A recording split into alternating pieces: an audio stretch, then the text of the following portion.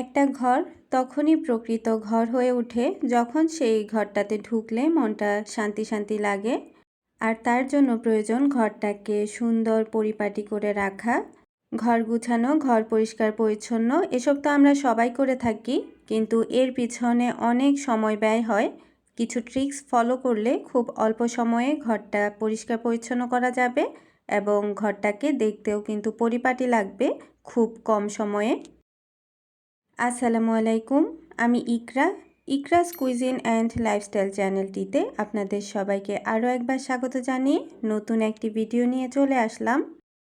জামা কাপড় তো আমাদের ধোয়া হয়ই, কিন্তু সেটা রাখার জন্য একটা নির্দিষ্ট জায়গার প্রয়োজন। অনেক সময় দেখা যায় আমরা কিছু জামা জমিয়ে ধুই, আবার অনেক সময় দেখা যায় সাথে সাথে ধোয়া হয় না। তাই যদি জামা কাপড়গুলো এলোমেলো হয়ে থাকে তখন দেখতে কিন্তু ঘরটা অনেকটাই নোংরা মনে হয়। আমি তাই আমার একদম ওয়াশিং মেশিনের পাশে একটা ঝুড়ি রেখেছি।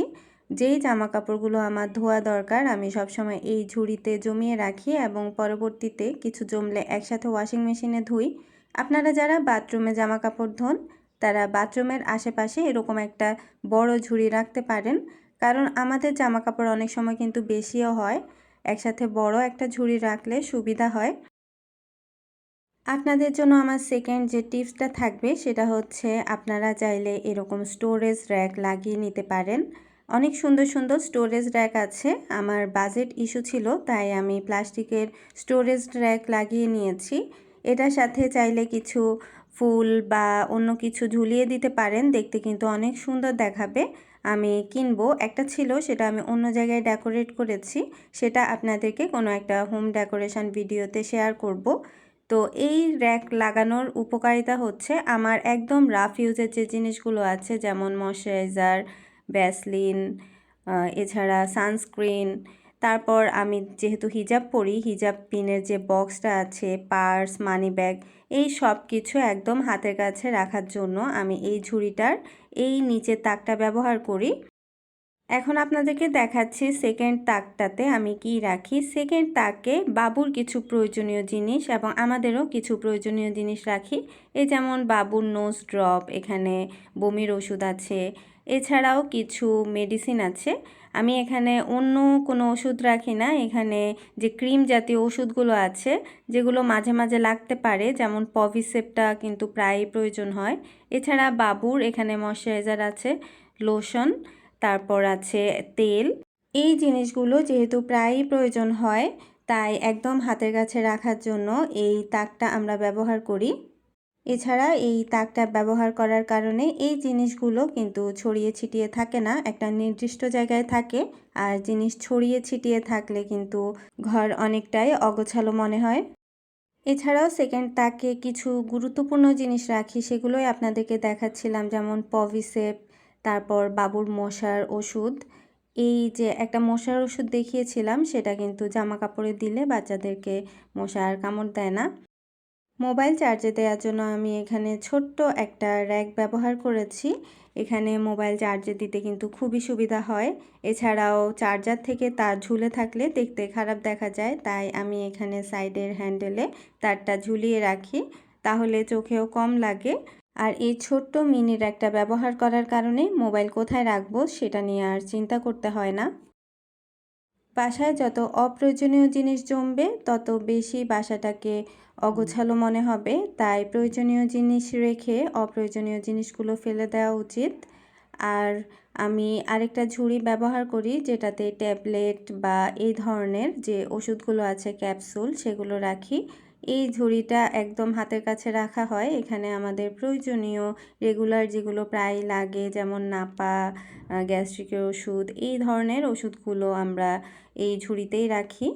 তো এখানে এই ঝুড়িটাতে দেখুন মনে হচ্ছে অনেক ওষুধ, ওষুধের খোসা অনেকটাই জমে গিয়েছে। তো আমি কয়েকদিন পর পর ওষুধের খোসাগুলো ফেলে দিই, ওষুধ যেগুলোতে আছে সেগুলো রেখে বাকিটা ফেলে দিলে অপ্রয়োজনীয় ওষুধ কিন্তু কমে যায়।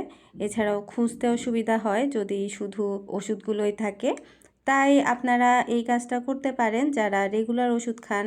বিশেষ করে আমাদের বাসায় যারা মুরব্বি আছেন, বড়রা আছেন, তাদের কিন্তু অনেক ওষুধ খেতে হয়। তো এভাবে যদি খোসা জমতে থাকে তাহলে একদম হিজিবিজি হয়ে যাবে, প্রয়োজনীয় ওষুধ খুঁজতে কিন্তু অনেক সময় লাগতে পারে। তাই এভাবে কয়েকদিন পর পর কেটে খোসাগুলো ফেলে দিলে কিন্তু অনেকটাই সুবিধা হয়। তো আমি সেটাই করছিলাম। এই টিপসটা কিন্তু আমি আমার শাশুড়ির থেকে পেয়েছি। উনি রেগুলার যখন ওষুধ খান, উনি যেহেতু অনেকগুলো ওষুধ খান, তাই সব সময় প্রতিদিনের খোসাটা প্রতিদিন কেটে ফেলে দেন এবং ওনার ওষুধের কৌটাটা কিন্তু সব সময় খুব মিনিমাল গোছানো থাকে।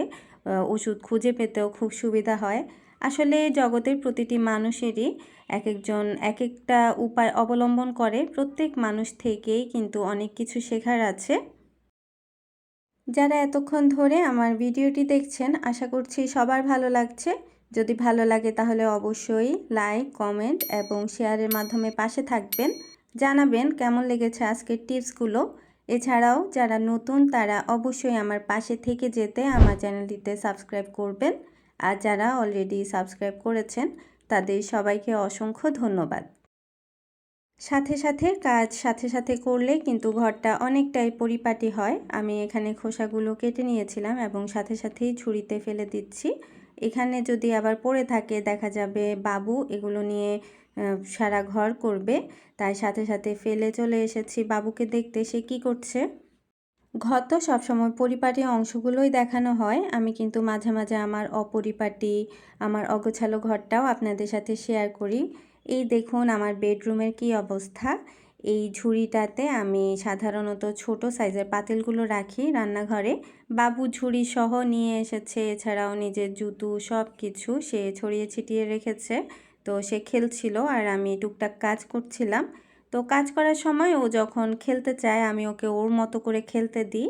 কিছুক্ষণ খেললে এমনিতেই বাচ্চাদের ওই জিনিসটার প্রতি আকর্ষণ কমে যায়, কিন্তু আপনি যদি সাথে সাথে জিনিসটা নিয়ে নেন এটার একটা ব্যাড ইম্প্যাক্ট পড়ে।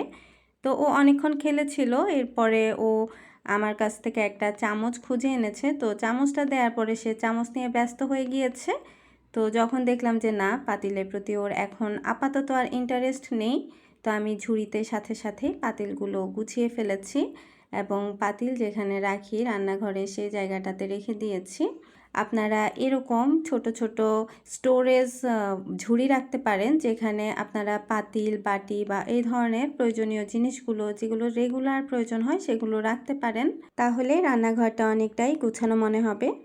আমার বেডরুমে ওয়ার্ড্রপের উপর আমরা ওভেনটা রেখেছি, যেহেতু ওভেনের র্যাক এখনও কেনা হয়নি।